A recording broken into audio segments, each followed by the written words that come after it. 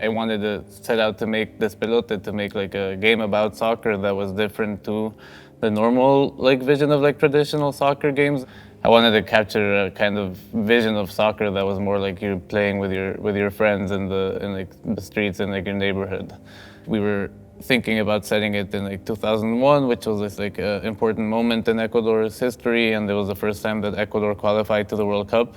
I wanted to just have this idea of the ball being this kind of universal language when you kick it around, and then maybe this narrative that happens. But we started to really look into many ways of like capturing reality and approaching it more as like a documentary way of like getting all these like improvised conversations and trying to set it in real places. And then that also influenced a lot of how we designed the sound.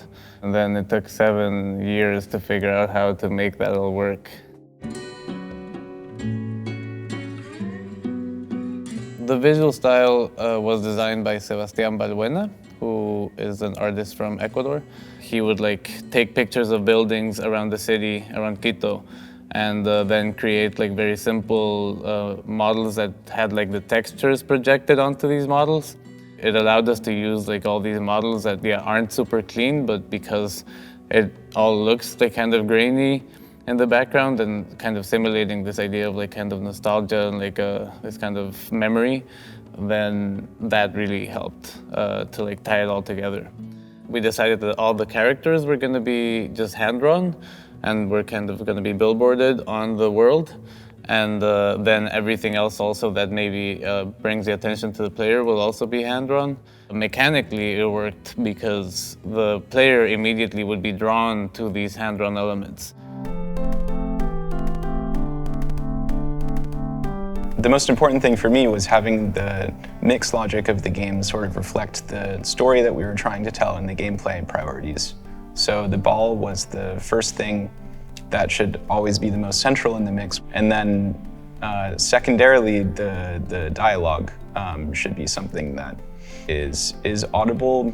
And then the third priority was the ambiences. Blending all of that together was quite important to create the overall world. To do that, we used Unity and FMOD, and we used a set of open source scripts called FMOD Unity tools. We have a room and portal-based system which affects all of the sounds in the game. In an interior space, you can hear the ambiences sort of coming in from an open door or your parents upstairs talking or something like that. And for the ambiences, we used sort of a downmix system where these multi-channel ambiences would sort of downmix as they get further away to a point source quite far away. And that really helps create believable interior to exterior transitions and makes it feel like you're in a real place. What I feel, I guess, the most proud of after finishing the game is this approach that we took to like capturing reality. I became convinced that the video games are actually a great kind of vessel to hold all this like documentation of reality. In the end, I feel like it was all a big kind of collage of real world elements, but being able to do that and feel like we were designing the game or like developing the game, not necessarily sitting on the computer, but just like out in the world, that felt really special.